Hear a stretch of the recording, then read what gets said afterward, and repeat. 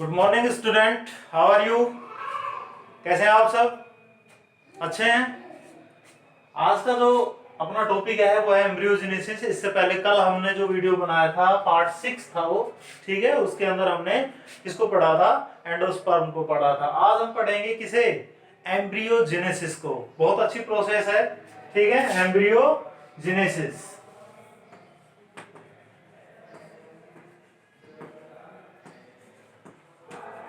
Embryogenesis यानी कि हिंदी में बोलते हैं इसको भ्रूण का परिवर्तन, यानी कि एम्ब्रियोज होता है उसका डेवलपमेंट, या दूसरे शब्दों में आप इसे क्या लिख सकते हैं? डेवलपमेंट ऑफ एम्ब्रियो भी लिख सकते हैं आप इसे। डेवलपमेंट ऑफ एम्ब्रियो यानी कि एम्ब्रियो जो होता है, जो कि आफ्टर फर्टिलाइजेशन, जो फर्स्ट जो यानी कि जिसे ट्रू फर्टिलाइजेशन बोलते हैं हम, ठीक है, जिसमें फर्स्ट जो मेल गैमेट्स होता है वो जाकर किसके साथ संयोग करता है? एग सेल के साथ जाकर संयोग करता है। तो उस समय बनने वाली जो स्ट्रक्चर होती है, या उससे बनने वाली जो स्ट्रक्चर होती है, वो क्या कहलाती है? एम्ब्रियो कहलाती है। अब बात यहाँ पर हम ये पढ़ेंगे कि एम्ब्रियो जो होता है, बात तो ठीक है कि उसके मेल से एम्ब्रियो बन जाता है, लेकिन एम्ब्रियो का पूरा जो डेवलपमेंट है वो किन किन चरणों में कंप्लीट होता है? आज का हमारा टॉपिक यही है, embryogenesis. Okay,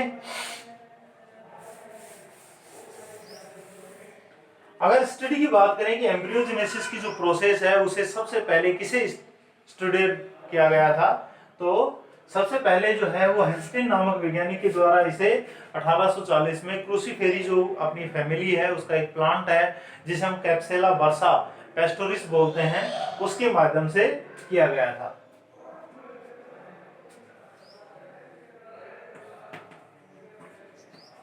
embryogenesis,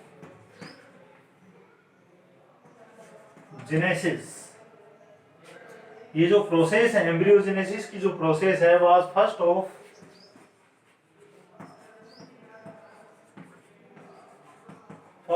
all student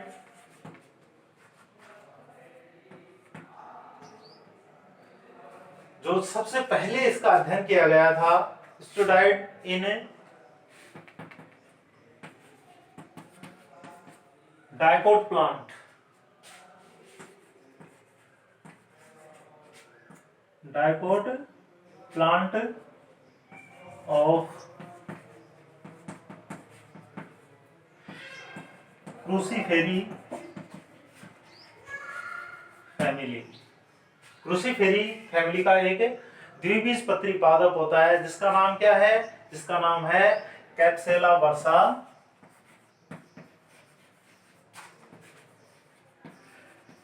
पेस्टोरिस, ठीक है, कैप्सेला बर्सा पेस्टोरिस। इस लाइन को भी आप अच्छी तरह से याद रखेंगे। कई बार अक्सर छोटे क्वेश्चन में ये पूछ लिया जाता है कि जो एम्ब्रियोजेनेसिस की प्रोसेस है वो सबसे पहले किस पादप में अध्ययन की गई, किस पादप के माध्यम से उसे, ठीक है, खोजा गया। तो आप बता सकते हैं कि embryogenesis was first of all stood in dicot plant of Cruciferae family. Cruciferae family हमने 11th में पढ़ी थी, सरसों वाली, आपको ध्यान हो तो, जो मस्टर्ड है या रेडिकल है, ठीक है ना, उनके जो फैमिली है वो कौन सी कहलाती है? वो हमारी क्रूसीफेरी या ब्रेसिकेसी फैमिली भी बोलते हैं इसको। उस ब्रेसिकेसी फैमिली का एक प्लांट होता है जिसका नाम है कैप्सेला बर्सा पेस्टोरिस, ठीक है। इस कैप्सेला बर्सा पेस्टोरिस में सबसे पहले किसे अध्ययन किया गया था? एम्ब्रियोजेनेसिस को अध्ययन किया गया था। किसके द्वारा किया गया था? वो नीचे लिख देता हूं, बाय हेंस्टिन इन 1840, ठीक है। हेंस्टिन के द्वारा 1840 में सबसे पहले क्रूसीफेरी फैमिली के एक प्लांट कैप्सेला बर्सा पेस्टोरिस में किसे खोजा गया था, किसे अध्ययन किया गया था? एम्ब्रियोजेनेसिस की प्रोसेस को। समझ गए इस चीज को? ठीक है, इसे आप नोट कर लो, या नोट्स तो वगैरह मैं आपको भेज ही दूंगा। ये तो इसकी शुरुआत की बात होगी, इसके इन्वेंशन की, इसकी खोज की बात होगी कि भाई किस तरह से कैसे क्या शुरुआत होगी। अब हम प्रोसेस की बात करते हैं कि एम्ब्रियोजेनेसिस की जो प्रोसेस है वो आखिर में है क्या। एम्ब्रियोजेनेसिस को हम सबसे पहले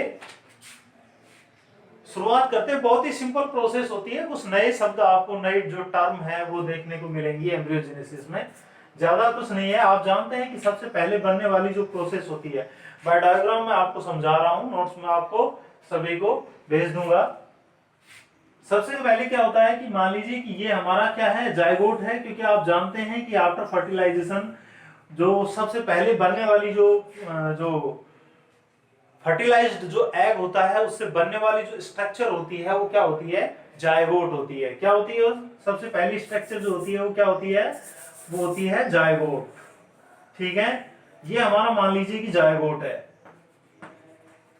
ये तो आप जानते हैं कि फर्टिलाइजेशन के पश्चात बनने वाली पहली स्ट्रक्चर यूगोनाज यानी कि जायगोट होती है।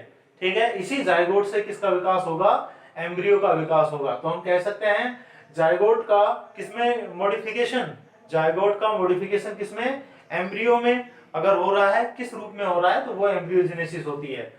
ठीक है, तो सबसे पहले जायगोट होता है। जायगोट में क्या होता है कि ट्रांसवर्स डिवीजन चलता है इस प्रकार से, यूं ये ट्रांसवर्स होता है, ऊपर वाला जो होता है वो वर्टिकल होता है, इस प्रकार से ट्रांसवर्स क्या चलेगा, एक डिवीजन चलेगा इसमें। और आप देखते हैं कि जब ट्रांसवर्स डिवीजन इसके अंदर चलता है तो यहाँ पे अगले चित्र में हम बना के बताते हैं कि यहाँ पे इस प्रकार से इसके अंदर दो सेल्स बन जाती हैं, एक ऊपर की तरफ सेल्स बन जाती है यहाँ पे, और एक सेल जो होती है वो नीचे की ओर बन जाती है। ठीक है, दो सेल्स बन जाती हैं,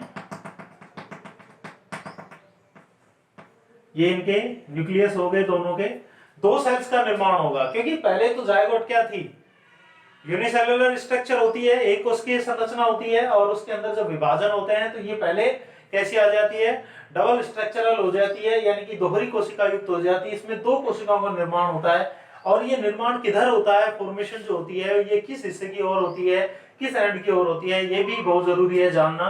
क्यों, क्योंकि आप जानते हैं कि जो हमारा जो बीजांड था, यानी कि हमारा जो ओव्यूल्स था, उसकी स्ट्रक्चर कुछ इस प्रकार से थी। ये इसके इंटेगुमेंट्स होते हैं, अधावरण होते हैं, और ये अंदर वाला जो होता है ये हमारा एम्ब्रियो सैक होता है। इस एम्ब्रियो सैक में ही किसका निर्माण हो रहा है, एम्ब्रियो का निर्माण हो रहा है। तो ये जो एंड होता है, इस एंड को हम क्या कहते हैं, माइक्रोपाइल एंड। क्या कहते हैं, माइक्रोपाइल एंड होते हैं। और ये जो एंड होता है ये कौन सा होता है, ये होता है चैलेजल एंड। ठीक है, समझ गए इस चीज को, ये ध्यान रखना, ये चैलेजल एंड होता है और ये माइक्रोपाइल एंड होता है। ओके, सो यहाँ पे दो प्रकार की सेल्स बनती हैं। एक जो सेल्स होती है, इस ऊपर वाली जो सेल्स होती है इसे हम एपिकल सेल्स कहते हैं। क्या कहते हैं, एपिकल, क्या बोलते हैं, एपिकल सेल्स। ठीक है, यानी कि इसे आप टर्मिनल सेल्स भी बोल सकते हैं। क्या बोल सकते हैं, टर्मिनल सेल्स या एपिकल सेल्स होती है ऊपर वाली, यानी कि जो चैलेजल एंड की ओर बनती है।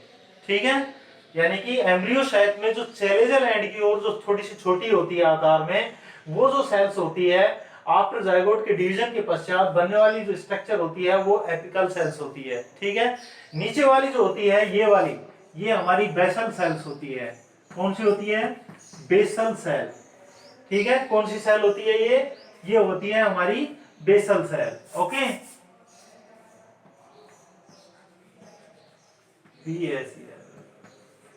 ये हमारी बेसल सेल हो गई। तो यहाँ पर दो कोशिकाएं बन गई। जायगोट में पहला विभाजन कैसा हुआ, ट्रांसवर्स होता है। ठीक है, सबसे पहले the first division of zygote, यानी कि जो पहला जो डिवीजन होगा जायगोट के अंदर, the first division of zygote is transverse. ठीक है, कैसा होगा, ट्रांसवर्स होगा। ट्रांसवर्स, इसके पश्चात क्या बन जाएगा, the two cells are formed. यहाँ पर दो सेल्स बन जाएंगी, the two cells are formed. First apical cells जो कि किधर बन रही है, चैलेजल एंड की ओर बन रही है, एंड सेकंड बेसल सेल्स जो कि माइक्रोपाइल एंड की ओर बन रही है। ठीक है, इन्हीं सेल्स का खेल है एम्ब्रियोजेनेसिस। अब इसके पश्चात नेक्स्ट स्टेज में क्या होता है कि यहाँ पर दोनों में लगातार विभाजन जो है, थोड़े थोड़े विभाजन जो होते हैं वो चलते रहते हैं, एपिकल सेल्स में भी और बेसल सेल्स में भी। नेक्स्ट में क्या होता है कि दोनों में विभाजन होते हैं, लेकिन ऊपर वाली जो अपनी जो बेसल सेल्स है, इस बेसल सेल्स के अंदर जो विभाजन चलता है, प्रारंभिक जो विभाजन होता है, एक्चुअल में वो इस प्रकार से होता है, यानी कि कैसा होता है, वेंट्रिकल होता है। ठीक है, ट्रांसवर्स न होके कैसा होता है, वेंट्रिकल होता है। लेकिन नीचे वाली जो बेसल सेल्स है, इस बेसल सेल्स में जो विभाजन है वो किस तरह का होता है, वो जो विभाजन होता है वो ट्रांसवर्स होता है। ठीक है, इस तरह की स्ट्रक्चर बन जाती है। नेक्स्ट, ऊपर वाली एपिकल सेल्स में जो पहला जो विभाजन होता है वो कैसा होता है, वेंट्रिकल होता है। नीचे वाला जो होता है वो ट्रांसवर्स होता है। दोनों में इस तरह से विभाजन लगभग साथ साथ चलते रहते हैं, लेकिन दोनों को एक साथ नहीं अध्ययन कर सकते, दोनों का जो अध्ययन है वो हम अलग अलग करेंगे। ठीक है, इस तरह की स्ट्रक्चर जो होती है वो यहाँ पे निर्मित हो जाती है। यहाँ पर 2 से 3 से 4 ज्यादा भी कोशिकाएं जो होती हैं वो बनती हुई चली जाती हैं। ठीक है, इस तरह की स्ट्रक्चर जो है वो बनेगी। अब नेक्स्ट जो डिवीजन चलेगा, अगला जो विभाजन होता है, एक्चुअल में वो विभाजन जो होता है, मान लीजिए इन दोनों कोशिकाओं को हम अलग अलग समझने का प्रयास करें तो ये जो है ऊपर वाली जो हमारी एपिकल जो सेल्स है, इस एपिकल सेल्स के अंदर जो होता है, पहले इस तरह से विभाजन था, लेकिन पहले इस प्रकार से विभाजन था, अब जो विभाजन चलेगा वो ट्रांसवर्स हो जाता है, जिससे क्या बन जाता है, एक चतुष्क बन जाता है, 4 कोशिकाओं युक्त एक स्ट्रक्चर बन जाती है, मास ऑफ 4 सेल्स, यानी कि 4 कोशिकाओं का एक समूह बन जाता है, जिसे हम क्या कहते हैं, क्वाड्रेंट कहते हैं। क्या बोलते हैं, क्वाड्रेंट, यानी कि चतुष्क बोलते हैं इसको, क्वाड्रेंट बोलते हैं। ठीक है, और नीचे वाली जो कोशिकाएं होती हैं वो भी लगातार जो है विभाजन करती रहती हैं, इस प्रकार से, इस तरह से विभाजन जो होता है चलता रहता है। नेक्स्ट स्टेज जो होती है वो कुछ इस प्रकार से बन जाती है। अब अगला जो है, ये इनमें फिर से विभाजन चलेगा, यानी कि जो हमारा क्वाड्रेंट रहता है वो ऑक्टेंट में बदल जाता है, यानी कि इससे कुल मिला के कितनी कोशिकाएं बन जाती हैं, 8 कोशिकाएं बन जाती हैं। यहाँ पे इस तरह से 4 थी, लेकिन इस प्रकार से ही, और इसके अंदर क्या होते हैं, ट्रांसवर्स विभाजन होते हैं, 1 2 3 4 5 6 7 और 8 कोशिकाओं युक्त ये इस तरह की एक स्ट्रक्चर बन जाती है चारों तरफ से, इस प्रकार से। ठीक है, इस तरह की एक स्ट्रक्चर बन जाती है। आप इनमें प्रत्येक में क्या दिखा सकते हैं, आप इनमें प्रत्येक में क्या दिखा सकते हैं, यानी कि इस तरह, ये मैंने फ्रंट पे दिखा दिया, एक्चुअल में 4 ही कोशिकाएं नजर आती हैं हमें। ठीक है, कि 4 जो होती हैं वो कोशिकाएं पीछे की ओर जो होती हैं, जो हमें दिखाई नहीं देती है, लेकिन हमने 8 के 8 कोशिकाओं को फ्रंट पे रख के समझाया आपको इस प्रकार से। और नीचे वाला जो होता है उसके अंदर भी क्या चलते रहते हैं, विभाजन चलते रहते हैं, इस प्रकार से। ठीक है, इस तरह की स्ट्रक्चर जो होती है वो तकरीबन बनना शुरू हो जाती है, यानी कि टर्मिनल जो सेल्स, यानी कि जो एपिकल सेल्स होती है उसमें लगातार विभाजनों से पहले क्वाड्रेंट बनेगा, फिर क्या बन जाता है, ऑक्टेंट बन जाता है, यानी कि अष्टक बन जाता है, 8 कोशिकाओं युक्त एक स्ट्रक्चर बन जाती है, जिसे हम ऑक्टेंट कहते हैं। ठीक है, ये क्या बन गया, ये हमारा बन गया ऑक्टेंट। लेकिन साथ ही साथ एक चीज और समझने की है कि नीचे वाली जो हमारी बेसल सेल्स होती है, जिसमें भी लगातार क्या चल रहे हैं, विभाजन चल रहे हैं। ठीक है ना, और लगातार विभाजनों के कारण क्या होता है, रेगुलर डिवीजन के कारण इसके अंदर एक फॉर्म 7 से और 10 कोशिकाओं की एक स्ट्रक्चर बन जाती है, जिसे हम क्या कहते हैं, 1 2 3 4 5 6 और ये 7 कोशिकाओं की एक स्ट्रक्चर बन जाती है, यहां से यहां तक कि ये स्ट्रक्चर सस्पेंसर कहलाती है। क्या कहलाती है, सस्पेंसर। क्या कहलाती है, ये सस्पेंसर कहलाती है। ठीक है, 8 कोशिकाओं युक्त एक स्ट्रक्चर बन गई, जिसे हम किस नाम से जानते हैं, सस्पेंसर के नाम से जानते हैं। ऊपर बन गया ऑक्टेंट और नीचे बन गया सस्पेंसर। ठीक है, अब देखिए अगले स्टेज में, या इसी में मैं बता देता हूं आपको कि सस्पेंसर की जो नीचे वाली जो कोशिका होती है वो आकार में थोड़ा सा क्या हो जाती है, स्वेल हो जाती है। ठीक है, कैसी हो जाती है, स्वेल हो जाती है। जो सबसे लास्ट की जो सेल्स है वो आकार में कैसी हो जाती है, स्वेल हो जाती है, फूल जाती है, और फूलकर जो होती है वो किसका कार्य करने लग जाती है, वो एक प्रकार से शुकर का कार्य करने लग जाती है। किसका कार्य करने लग जाती है, शुकर। शुकर का मतलब क्या होता है,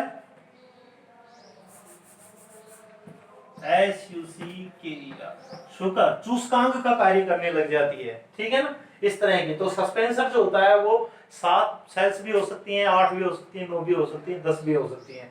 तो 7 से और 7 to 10 सेल्स का एक स्ट्रक्चर होती है, जिसे हम सस्पेंसर बोल रहे हैं। सस्पेंसर की सबसे लास्ट की जो सेल्स है वो किसका कार्य करेगी, वो शुक्र का कार्य करने लग जाती है, ठीक है, और ऊपर वाला हमारा बन गया ऑक्टेंट। अब यहाँ पर खेल नया शुरू होता है, वो क्या है कि ऑक्टेंट में कुछ परिवर्तन आने शुरू हो जाते हैं। किस प्रकार से परिवर्तन आते हैं कि हम ऑक्टेंट को अगर बनाना चाहें तो ऑक्टेंट की जो स्ट्रक्चर होती है वो बड़ी लाजवाब हो जाती है। इस प्रकार से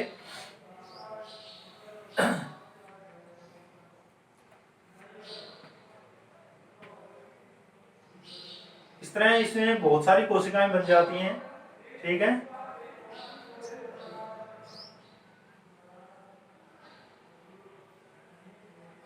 इस प्रकार से चारों तरफ इसमें बहुत सारी कोशिकाएं जो होती हैं वो बनना शुरू हो जाती हैं इस तरह से।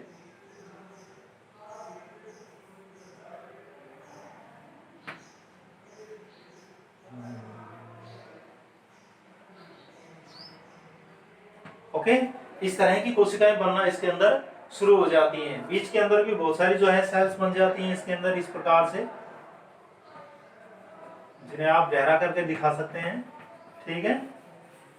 इस तरह की एक स्ट्रक्चर बन जाती है। उससे पूर्व समझना पड़ेगा हमें कि ऑक्टेंट में इस तरह का परिवर्तन किस प्रकार से आता है। तो जो ऑक्टेंट यानी कि जो अष्टांग बना है, टोटल उसमें 8 कोशिकाएं, ये समझ लीजिए। फिर से वो विभाजन होगी तो उसमें कोशिकाओं की संख्या कितनी हो जाएगी, 16 के आसपास हो जाएगी, ठीक है। तो 16 कोशिकाओं युक्त जो स्ट्रक्चर है, उस स्ट्रक्चर में जो 8 वाली जो आउटर मोस्ट जो सेल्स हैं, ठीक है, यानी कि इसकी जो बाहरी जो 8 कोशिकाएं हैं, ये बाहर की तरफ जो बनी हुई जो 8 कोशिकाएं होती हैं, ये हमने फ्रंट पे दिखा दी, बाकी बाहर 8 होती हैं, 8 ही अंदर की ओर होती हैं, ठीक है। आउटर मोस्ट जो 8 जो सेल्स हैं जो बाहर की ओर हैं, ठीक है, ये बाहर की सेल्स जो होती हैं ये लगातार विभाजन करती हैं और लगातार क्या करती हैं, इनमें डिवीजन चलता है, और इन डिवीजन के उपरांत बनने वाली जो स्ट्रक्चर होती है उसे हम डर्मेटोजन कहते हैं। क्या कहते हैं, तो ये बनने वाली जो स्ट्रक्चर, ये जो आपको नजर आ रही है बाहर की ओर, ये किससे बनी है, एक्चुअल में ऑक्टेंट की जो आउटर मोस्ट सेल्स थी, ठीक है, कितनी थी, 8 outermost cells of octant form dermatogen। क्या बना लेती हैं, डर्मेटोजन बना लेती हैं। ऑक्टोडेंट की 8 बाहर की जो सेल्स हैं वो क्या बना लेंगी, डर्मेटोजन बना लेंगी, ओके। एंड अंदर की जो इनर जो सेल्स हैं 8, यानी कि ये वाली जो भीतर वाली जो सेल्स हैं, ये जो होती हैं ये क्या बना लेगी, इसके आंतरिक जो इनर जो टिश्यू होते हैं ना, उन इनर टिश्यू का निर्माण करती हैं, खासकर हाइपोकोटाइल, ठीक है। अंदर वाली जो सेल्स होती हैं वो किसका निर्माण कर लेती हैं, एक तो बना लेती हैं हाइपोकोटाइल, ठीक है, और इनर टिश्यू अंदर की जो होती है, यानी कि अंदर के जो ऊतक होते हैं जिन्हें भरण ऊतक कहा जाता है वो, और जो हाइपोकोटाइल होती है हिंदी में इसे बोलते हैं बीज पत्राधार, वो चीजें बना लेती हैं। डर्मेटोजन जो होती है, एक्चुअल में ये जो डर्मेटोजन वाली जो सेल्स है, ये डर्मेटोजन जो सेल्स होती है, यानी कि ये जो लेयर है, जो आउटर लेयर है जिसे हम डर्मेटोजन कह रहे हैं, जो ऑक्टेंट की बाहर की 8 कोशिकाओं से निर्मित हुई है, ये डर्मेटोजन जो होती है बाद में किसमें बदल जाती है, डर्मेटोजन जो होती है हमारी जो एम्ब्रियो होता है उस एम्ब्रियो की क्या बनाती है, एपिडर्मिस का निर्माण करती है। डर्मेटोजन से किसका निर्माण होता है, एपिडर्मिस ऑफ एम्ब्रियो, ठीक है। एम्ब्रियो की जो एपिडर्मिस होती है, यानी कि उसकी जो बाह्य त्वचा होती है, उसका निर्माण किससे होता है, डर्मेटोजन से होता है। आंतरिक जो परतें, आंतरिक जो यानी कि इनर जो सेल्स होती हैं, वो इनर सेल्स हाइपोकोटाइल और इनर टिश्यूओं का निर्माण कर लेती हैं, ठीक है। यहां तक आपको समझ में आ रहा है। इसके पश्चात अगर इसको हम और थोड़ा सा बढ़ाएं, सस्पेंसर को मैं इस तरह से लिख देता हूं, आपको समझ में आ जाएगा, या यहां पे लिख देता हूं मैं,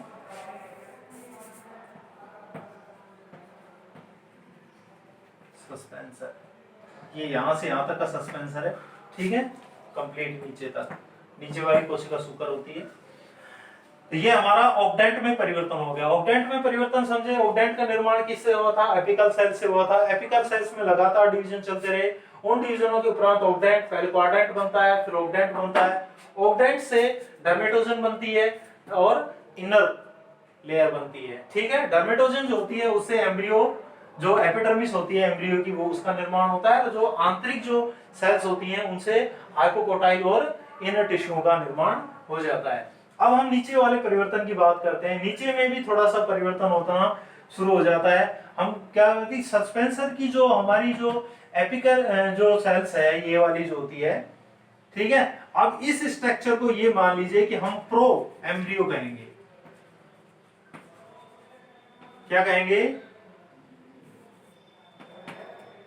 प्रो एम्ब्रियो, ठीक है, प्राग भ्रूण कहेंगे इसे, ये चीज ध्यान रखना। और प्रो एम्ब्रियो से सस्पेंसर की जो सेल्स जुड़ी हुई होती है, यहां पे जो सेल्स होती है, ठीक है, जो कि इसके अंदर तक थोड़ी सी धसी हुई होती है यहां तक, ये वाली जो सेल्स होती है, ऊपर ऊपर वाली जो सेल्स होती है, ठीक है, इसे आप 2-3 टुकड़ों में बांट सकते हैं। इस तरह की जो सेल्स होती है ये ऊपर वाली, इसके पश्चात ये इस तरह से, ठीक है। ये वाली जो सेल्स होती है इसकी सबसे ऊपर ऊपर की, ये हाइपोफाइसिस कहलाती है। क्या कहलाती है? हाइपोफाइसिस। क्या कहलाती है?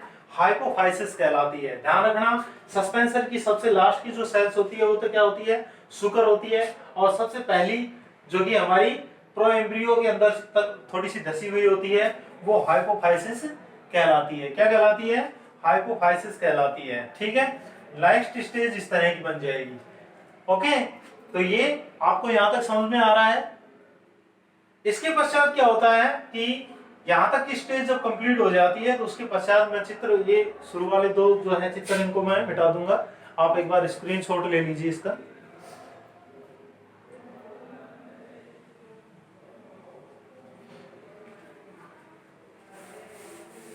तीन चित्र मैंने मिटा दिए हैं, ध्यान रखना, ठीक है। तो अगली जो स्टेज होती है उसमें क्या होता है कि जो हमारा प्रो एम्ब्रियो होता है वो हमारे हार्ट के समान, ठीक है, हार्ट लाइक स्ट्रक्चर के रूप में परिवर्तित हो जाता है। इस प्रकार से स्ट्रक्चर जो होती है वो कैसी हो जाती है, जैसे हमारा हार्ट होता है ना, इस तरह की स्ट्रक्चर बन जाती है, इस तरह की, ठीक है। कैसी बन जाती है? हार्ट की जैसी स्ट्रक्चर बन जाती है हमारी। और इस तरह से आप इसको कोशिकाओं से भर सकते हैं, इस तरह की जो है।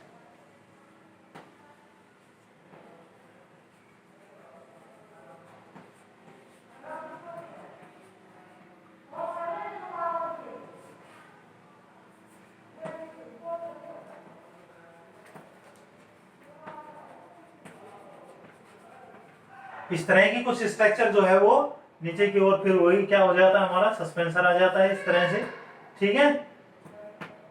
इस तरह की स्ट्रक्चर जो होती है किसकी बन जाती है? प्रो एम्ब्रियो जो होता है वो बाद में थोड़ा सा हार्ट जैसा, जैसा हमारा हार्ट होता है ना, इस रूप में इस स्ट्रक्चर में आ जाता है। अब जैसे जैसे और मैच्योर होता जाता है, परिवर्तन होता जाता है, धीरे धीरे बढ़ता रहता है, ठीक है। तो उससे क्या होगा? उससे इनकी स्थिति और भी ज्यादा बदलती हुई चली जाएगी और लास्ट में जो इनकी स्टेज है वो बिल्कुल एम्ब्रियो जैसा हमारा एम्ब्रियो होता है वैसी स्टेज में चला जाएगा। और इनकी जो स्ट्रक्चर है वो लगभग लगभग इस प्रकार की हो जाएगी।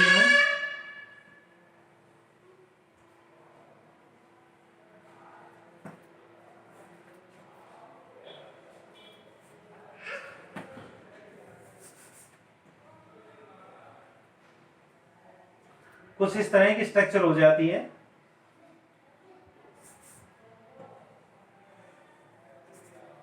इस प्रकार से, ठीक है। इस तरह की जो है वो स्ट्रक्चर ये बन जाती है इस प्रकार से। छोटा कर लो।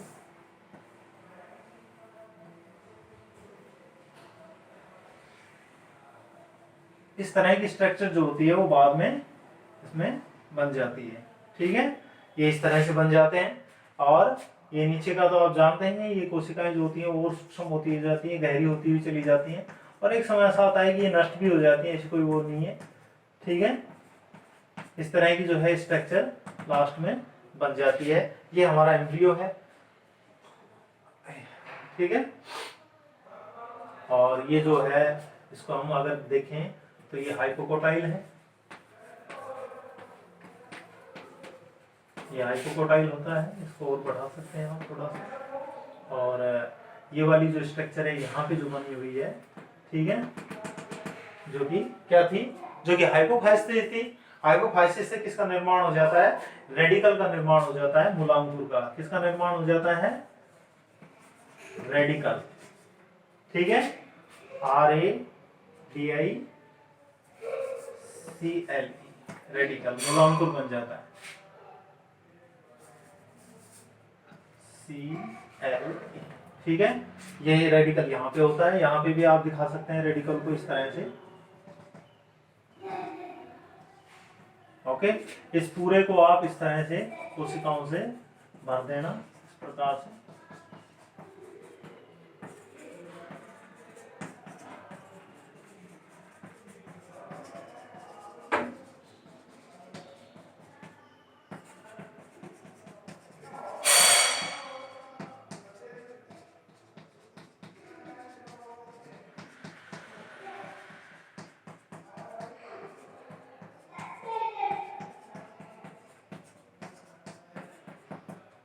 ठीक है, इस तरह की स्ट्रक्चर जो होती है वो बन जाती है। ये जो स्ट्रक्चर होती है ये क्या कहलाती है? प्लूमुल्स कहलाती है। ये वाली जो होती है यहाँ पे जो स्ट्रक्चर होती है क्या कहलाती है? प्लूमुल कहलाती है, PLUMUL।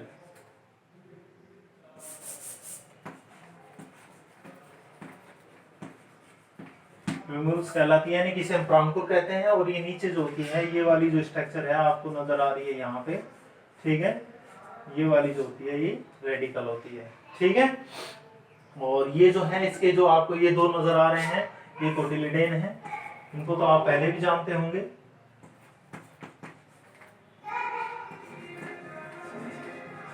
क्या है? कोटिलिडेन, ठीक है, ये हमारे क्या है? कोटिलिडेन है। अब देखिए मैं आपको फिर से बता देता हूँ, पहले दो जो आपको डायग्राम बनाए थे वो हमने मिटा दिए थे। ये हमारी एम्ब्रियोजेनेसिस की प्रोसेस है, इसको चित्र के माध्यम से मैंने आपको बताया है। नोट्स जो लिखने के वो मैं आपको भेज दूंगा। सबसे पहले क्या होता है कि हमारा जो जायगोट होता है उस जायगोट में एक ट्रांसवर्स क्या चलता है? डिवीजन चलता है, जिससे दो सेल्स बन जाती हैं। ऊपर वाली जो सेल्स होती है उसे हम क्या कहते हैं? उसे हम एपिकल सेल्स कहते हैं। नीचे वाली जो होती है हमारी बेसल सेल्स होती है। एपिकल सेल्स जो होती है वो धीरे धीरे पहले क्वाड्रेंट में, फिर ऑक्टेंट में और फिर प्रोएम्ब्रियो में चेंज हो जाती है। ऑक्टेंट के अंदर जो 8 बाहर वाली जो सेल्स होती हैं उनसे डर्मेटोजन का निर्माण होता है, और अंदर वाली जो 8 जो सेल्स होती हैं उनसे क्या होता है? हाइपोकोटाइल और इनर टिश्यू का निर्माण होता है, ठीक है। ये इस तरह से, जिससे डर्मेटोजन और हाइपोटाइल, इनर टिश्यू आदि जो होते हैं ये सारे मिलकर किसका निर्माण करते हैं? प्रोएम्ब्रियो का निर्माण कर लेते हैं। नीचे वाली जो हमारी सेल्स होती है जिसे हम क्या कहते हैं? बेसल सेल्स कहते हैं। उसमें भी लगातार ट्रांसवर्स डिवीजन चलते हैं, जिससे 7 से 10 कोशिकाओं युक्त एक स्ट्रक्चर बन जाती है। उस स्ट्रक्चर को हम सस्पेंसर के नाम से जानते हैं, ठीक है। क्या कहते हैं? सस्पेंसर कहते हैं। सस्पेंसर की जो प्रोएम्ब्रियो से जुड़ी हुई जो सेल्स होती है वो हाइपोफाइसिस कहलाती है, और सबसे नीचे वाली जो सेल्स जो स्वेल होती है, थोड़ी फुली हुई होती है, वो शुगर कहलाती है, ठीक है। हाइपोफाइसिस जो होती है वो बाद में किसका निर्माण करती है? रेडिकल का निर्माण करती है। ये ध्यान रखने की बात है, इस चीज को आप याद रखेंगे कि हाइपोफाइसिस, मैं इसके सामने ही आपको लिख देता हूँ, इसे आपको चित्र में लिखने की जरूरत नहीं है, जो ये मैंने लिखे हैं तीर के निशान आगे बनाए हैं। हाइपोफाइसिस जो होती है वो क्या बनाती है? रेडिकल का निर्माण करती है, यानी कि मूलांकुर का निर्माण करती है, जहां से जड़ निकलती है। जब भी बीज को जर्मिनेट होता है, बीज जब बीज को बोया जाता है तो यहाँ से रेडिकल से ही क्या निकलती है? जड़ें निकलती हैं, और जो प्लूमुल्स होता है उससे क्या निकलता है? सूट निकलता है, ठीक है। तो इस तरह से प्रोएम्ब्रियो जो होता है वो पहले किस स्टेज में आता है? पहले हार्ट लाइक स्ट्रक्चर में आता है, फिर उसके अंदर और बहुत सारे परिवर्तन आते हैं जिससे इस तरह की स्ट्रक्चर बन जाती है। ये एक एम्ब्रियो है, ये एक भ्रूण है, ठीक है। इस तरह इनके आप लिख लेना, इन सब के नीचे क्रम, ये नंबर 4 है, 5 है, 6, 7 और 8 चित्र हो गए टोटल, ठीक है ना। 8 जो डायग्राम है इनको एक क्रम से बना लेना। और इस कंप्लीट एम्ब्रियो की अगर बात करें तो ये जो वाली जो था सस्पेंसर, ये तो धीरे धीरे जो होता है समाप्त हो जाता है। यहाँ पे पहली जो सेल्स होती है इससे रेडिकल का यानी कि मूलांकुर का निर्माण हो जाता है। ऊपर वाले जो भरण होते हैं यानी कि बीच की जो सेल्स थी हमारी 8 में से 8 की ने बाहर की ने तो क्या बना लिया? डर्मेटोजन बना लिया। ये बाहर की जो सेल है ये कंप्लीटली यहाँ से यहाँ तक की ये सारी की सारी ये इसकी क्या कहलाती है?